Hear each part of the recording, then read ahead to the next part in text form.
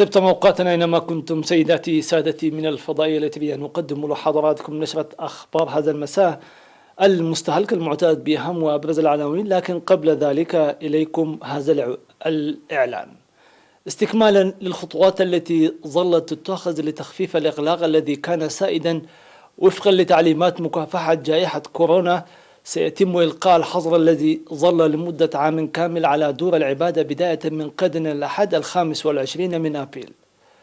وفقا لذلك ستقوم الكنائس والمساجد بعملها المعهود مع الالتزام بشروط السلامة الخاصة لمكافحة فيروس كورونا من خلال وضع الكمامات والتباعد الاجتماعي. أما الآن فإلى عناوين الأخبار.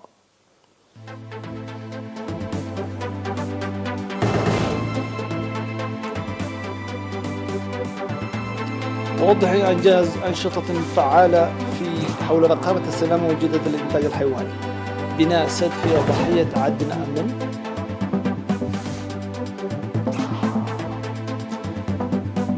مديريات إقليم عسبة تشهد أنشطة نفير تنموية واسعة النطاق.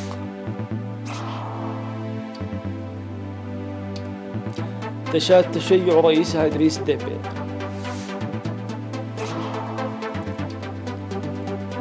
الجيش الروسي يبدأ انسحابه من المناطق الحدودية الأوكرانية. سقوط مروحية عسكرية على منزل في زيمبابوي. أهلا بكم من التفاصيل. أعلنت وزارة الزراعة تنفيذ أعمال فعالة فيما يتعلق برقابة السلامة الغذائية وجودة الإنتاج الحيواني. وفقا للمعلومات التي أدلى بها القائم بأعمال فرع رقابة الثروة الحيوانية السيد تسفاهيوت قبرتنسائه، قال أن الفرع أنجز مهام فاعلة تمثلت في تأمين سلامة وجودة الألبان واللحوم ومشتقاتها، وكذلك في مسألة العلف الحيواني وحجر الحيوانات والإنتاج الحيواني المستورد. وأوضح السيد تسفاهيوت أن سلامة وجودة الألبان واللحوم ومشتقاتها وتأمين مؤسسات إنتاج العلف الحيواني، وخاصة خلال الأعوام العشر الماضية بالتزامن مع مؤسسات إنتاج الألبان ومشتقاتها إنتاج الزبادي التجاري، تسير الفرع أعمال رقابية جادة. وذكر بأن معظم المؤسسات الناشطة في الوقت الحالي على الإنتاج الحيواني تركز على الألبان ومشتقاتها، وقد بلغت أعداد تلك المؤسسات 16 مؤسسة. ونتيجة للرقابة الجادة استطاعت توزيع الألبان ومشتقاتها ذات الجودة العالية إلى الأسواق. وقال السيد تسفيهوت أنه لم يتم الرعاية السليمة والتعامل الجيد مع واردات وصادرات الحيوانات وكذلك الإنتاج الحيواني، فتكون عواقبها وخيمة.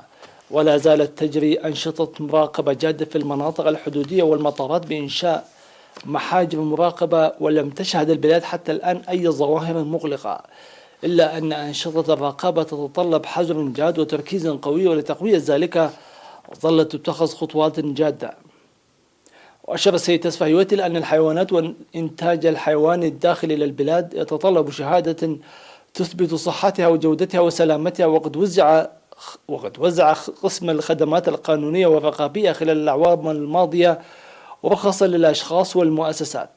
في الختام ذكرت وزارة الزراعة تنظيم سيمينارات مكثفة لرفع معرفة المواطنين والخبراء، مذاكرة المواطنين وخاصة الناشطين في الإنتاج الحيواني والمزارعين العمل بوعي لتقديم إنتاج عالي الجودة.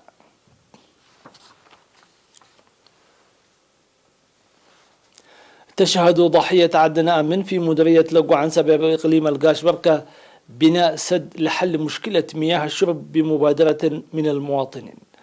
وأوضح المهندس تمس غونغويتوم خبير بناء السدود والحفارة بأن السد الجاري بنائه بالأسمنت في موقع منحدر يبلغ مساحته حوالي 3 هكتارات وعرض 12.5 متر وطول 16 متر، يمكن أن يسع حوالي 147 ألف متر مكعب من المياه. وأشار مدير ضحية عدن من السيد فرز تلا تسير أنشطة فاعلة في المكان المخصص لبناء السد خلال 4 أشهر مضت بهدف إصلاح مساقط المياه، مشيدا بالمشاركة الفاعلة التي أبداها السكان.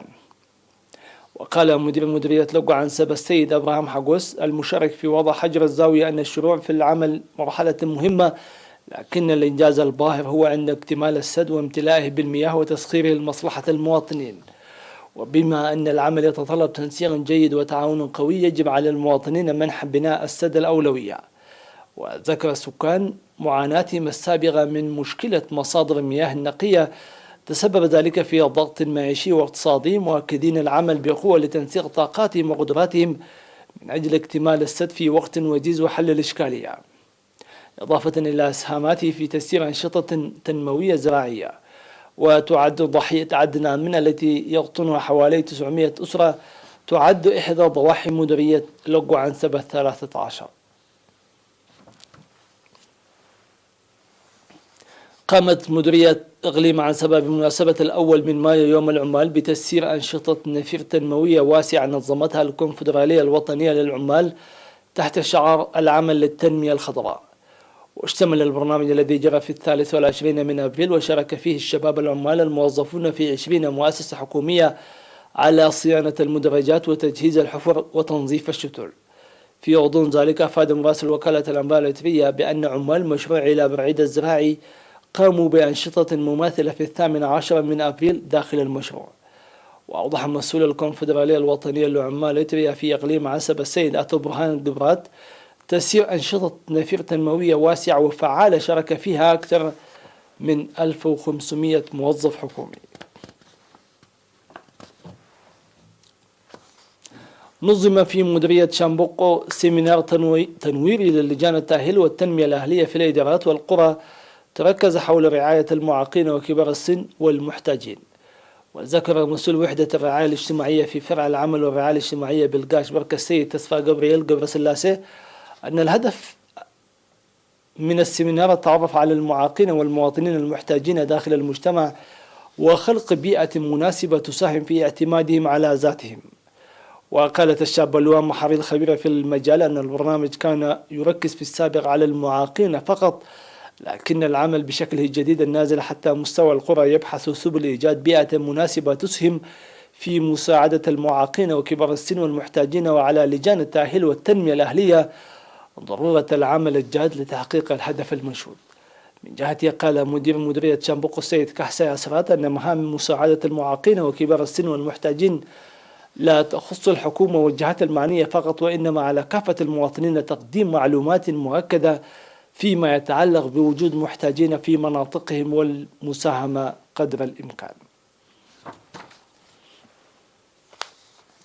يتلقى 425 شابا في مديرية مندفر دورات مهنية مختلفة تقدم نظريا وتطبيقيا نظمها الاتحاد الوطني للشباب وطلبة التربية، وتشتمل على تصفيف الشعر وتغنية الحاسوب وصيانة مضخات المياه ومدى أنابيب المياه، وتدوم لفترة ما بين 3 إلى 6 أشهر. وأوضح مسؤول الشباب في المديرية الشاب صالح محمد سعيد أن البرنامج جزء من الجهود الجارية لرفع قدرات الشباب المهنية وإنتاجيتهم. وذكر عن فتح فرص القرض تسهم في خلق فرص عمل بالاستفادة من المهن المكتسبة، مشيرا إلى وضع برنامج لتنظيم دورات مهنية في تربية النحل وغيرها من المهن مستقبلا. سيداتي سادتي إلى فاصل من ثم نوافيكم بالأنباء العالمية.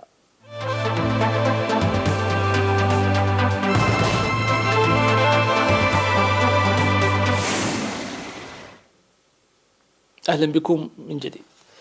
تحت حراسة أمنية مشددة حضر رؤساء حوالي 12 دولة إلى قلب العاصمة التشادية نجامينا لحضور مراسم تشييع الرئيس التشادي الراحل إدريس ديبي إتنو. وقد وصل نعش ديبي إلى ساحة الأمة على منصة شاحنة صغيرة وقد لف بالعلم الوطني، وأطلقت 21 طلقة مدفعية وقيم تكريم عسكري للرئيس الذي رفع إلى رتبة مشير تشاد في 11 من أغسطس الماضي. ووعد الرئيس الفرنسي إيمانويل ماكرون ونظرائه في دول الساحل بتقديم دعمهم للمجلس العسكري برئاسة نجله محمد إدريس ديبي للحفاظ على استقرار حليفهم الاستراتيجي في المعركة ضد الجهاديين في المنطقة. ورأت المعارضة ومنظمات غير حكومية في حضور ماكرون التشييع، مؤشرا على أن فرنسا التي أنقذت نظام الرئيس الراحل عسكريا مرتين على الأقل بعدما هدده المتمردون في 2008 و2019 ستبقى على دعمها لخليفته على الأرجح.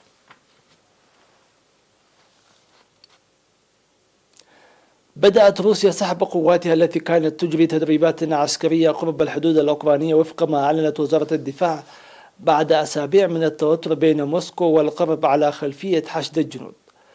وأعلن وزير الدفاع الروسي سيرجي شويغو أن عشرات الآلاف الجنود الذين تم نشرهم في جنوب وقرب روسيا للمشاركة في تدريبات على مدى الأسابيع الماضية سيعودون إلى قواعدهم. وأثار حشد القوات الذي جاء على وقع تصاعد القتال منذ مطلع العام بين قوات كييف والانفصاليين الموالين لروسيا في شرق أوكرانيا قلق كييف ودفع حلفائه في الغرب إلى توجيه تحذيرات إلى الكريملين.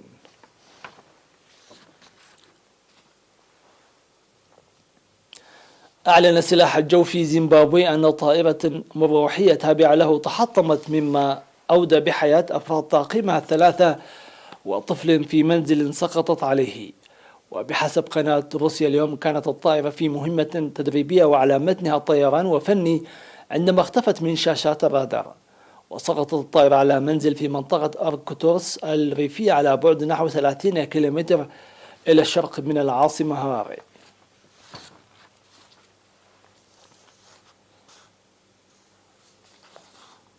انطلق صاروخ سبيس اكس من مركز كندي للفضاء في فلوريدا محملا ب4 رواد فضاء بينهم الفرنسي توما بيسكي إلى محطة الفضاء الدولية.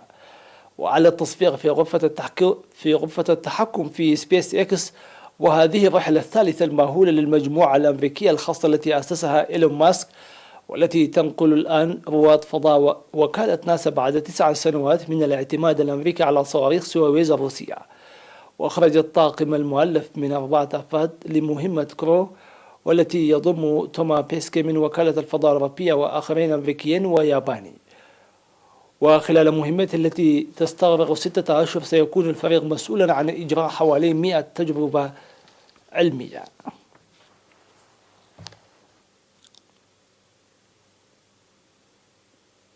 هكذا وصلنا إلى نقطة الختام، في أمان الله وحفظه.